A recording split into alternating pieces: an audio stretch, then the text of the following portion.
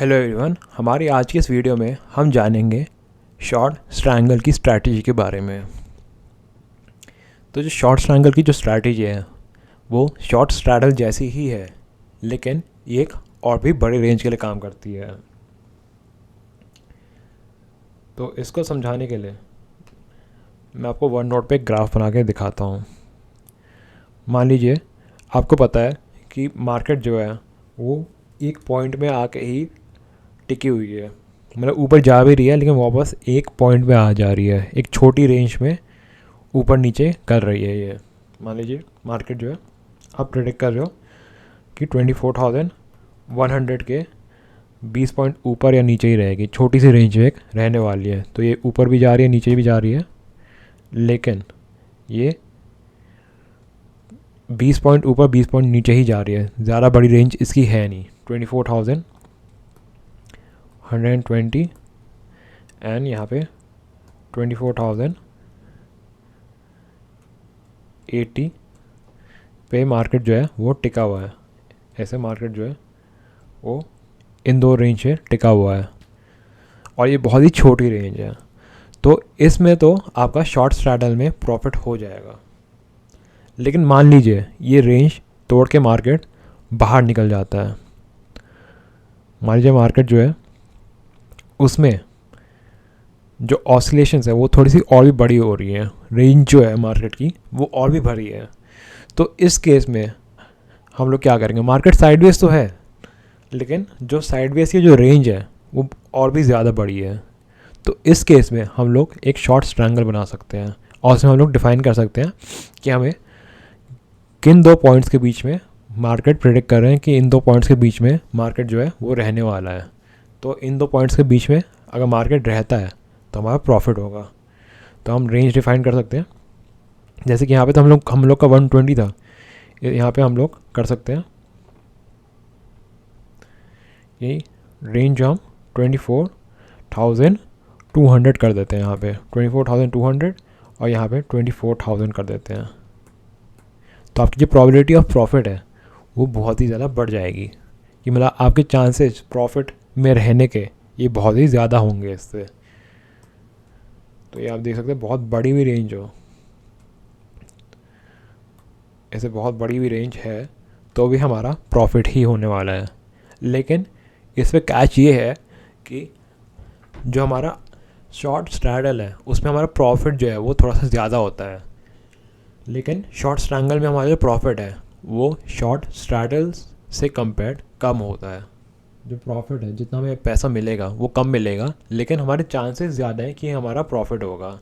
तो इस केस में हम लोग शॉर्ट स्ट्रैंगल की स्ट्रैटेजी यूज़ कर सकते हैं। तो उसके बाद हम लोग ट्रेडिंग व्यू पे आ जाते हैं एक बार।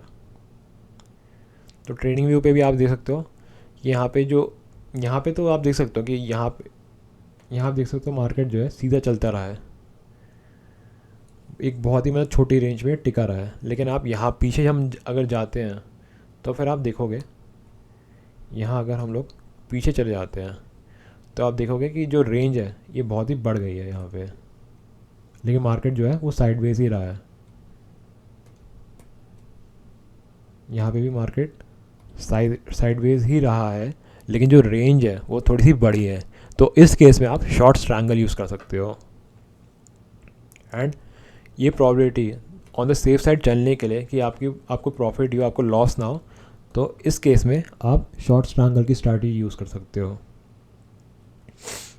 इसके बाद अगर आपको स्ट्रैटेजी जो है वो आपको इम्प्लीमेंट करनी है तो मैं रिकमेंड करूँगा कि आप एक ऑप्शन स्ट्रैटेजी बिल्डर का यूज़ करो, ताकि आप अपने ट्रेड को एनालाइज कर सको कि किस किस पॉइंट में आपको प्रॉफिट देगी एंड किस किस पॉइंट में आपको लॉस देगी, और आपका प्रॉफिट कितना हो सकता है और लॉस कितना हो सकता है।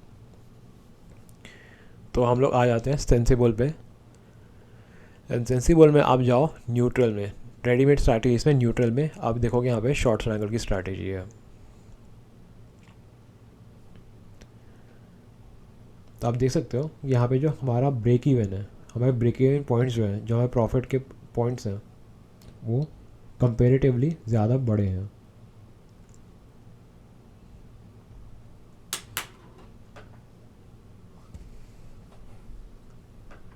तो न्यूट्रल में आके शॉर्ट स्ट्रैंगल हम लोगों ने सिलेक्ट कर लिया। तो आप देख रहे हो ब्रेक इवन पॉइंट्स जो है यहाँ पे इसने जो शॉर्ट स्ट्रैंगल बनाया है उसके ब्रेक इवन पॉइंट्स हैं वो आप देख सकते हो 23,856 से लेके 24,544 और जो मार्केट जो है वो 24,180 पे है। तो हम लोग देखते हैं हमारी रेंज बनती कितनी है यहाँ पे।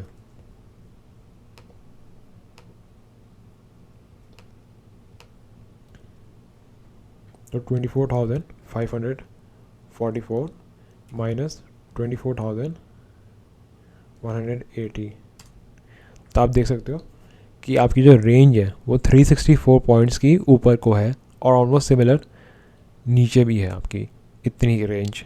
बट अगर आप शॉर्ट स्ट्रैटल यूज़ करते हो तो आप देखोगे आपकी जो रेंज है वो बहुत ही कम हो गई है। तो आप देख सकते हो यहाँ पे रेंज जो है और भी कम हो गई है। और अगर जो हमारी रेंज है इसमें एंड तक अगर मार्केट पहुँचता भी है तो फिर हमारा प्रॉफिट जो है वो ऑलमोस्ट नेग्लिजिबल होगा, तो इसका कोई फ़ायदा भी नहीं है। इसलिए हम लोग एक बार इसका भी देख लेते हैं कि हमारी रेंज है कितनी। लेकिन तो 24,499 माइनस 24,180, तो आप देख सकते हो हमारी जो रेंज है वो बहुत से रिड्यूस हो गई है। एंड प्लस जो मार्केट अगर हमारी बड़ी रेंज पे पहुंच भी जाता है तो फिर हमारा जो प्रॉफिट है वो बहुत ही कम होगा, जिसका कोई फ़ायदा भी नहीं। बट अगर मार्केट जो है वो यहीं पे रहता है, एक अपने पॉइंट में ही रहता है, तो फिर तो प्रॉफिट बहुत ज़्यादा होगा। बट इसके चांसेस बहुत ही कम होते हैं। इसलिए मैं रिकमेंड करता हूँ कि आप शॉर्ट स्ट्रैगल की जगह शॉर्ट स्ट्रैंगल की ही स्ट्रैटेजी यूज़ करें। आप देख सकते हो कि शॉर्ट स्ट्रैंगल में जो प्रॉफिट है वो बहुत ही कम है कंपेयर टू शॉर्ट स्ट्रैटल, सिर्फ 5% का ही है। लेकिन इसकी जो प्रोबेबिलिटी है प्रॉफिट की वो बहुत ही ज़्यादा है। आप देख सकते हो